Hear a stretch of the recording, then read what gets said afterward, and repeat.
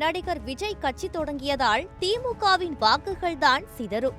வரும் தேர்தலில் அதிமுக வெற்றி பெறும் என்று அக்கட்சியின் மூத்த தலைவர் தம்பிதுரை கூறியிருக்கிறார். கோணம் 1. ஒரு குடும்பத்தின் கட்டுப்பாட்டில் உள்ள திரைத்துறையை மீட்டு சிறப்பாக செயல்பட ஆவண செய்ய வேண்டும் என்று தமாக பொதுச் செயலாளர் எம். யுவராஜா இப்போதை வலியுறுத்த துவங்கிவிட்டார். விஜயின் அரசியல் வருகையை ஒட்டி ஒவ்வொரு கட்சியும் இப்போதே ஒவ்வொரு கணக்கை போட தொடங்கிவிட்டன என்கிறார்கள் அரசியல் விமர்சகர்கள். கோணம் 2.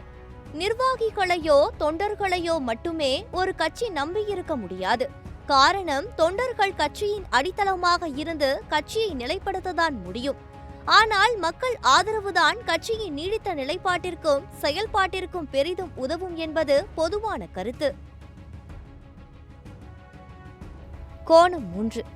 விஜய் கட்சி ஆரம்பித்தால் திமுக வாக்குகள் தான் சிதறும் என்று கூறிவிட முடியாது. அனைத்து கட்சிகளிலும் விஜய் ரசிகர்கள் இருக்கிறார்கள்.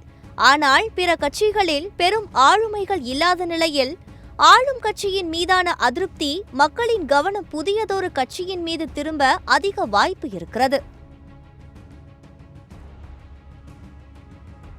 கோணம் 4. 1967இல் காங்கிரஸ் எதிர்ப்பு வாக்குகளை சிதறவிடாமல் இருப்பதற்காக திமுக கூட்டணியில் ராஜாஜி தலைமையிலான சுதந்திர கட்சி, முஸ்லிம் லீக், மாபோசியின் தமிழரசு கட்சி என்று முரண்பாடான நிலைகளில் இருந்த கட்சிகளையெல்லாம் அண்ணா இணைத்தார். அத்தகையதொரு நிலைப்பாட்டை விஜய் எடுப்பாரா என்பதை பொறுத்திருந்துதான் பார்க்க வேண்டும். கோணம் 5.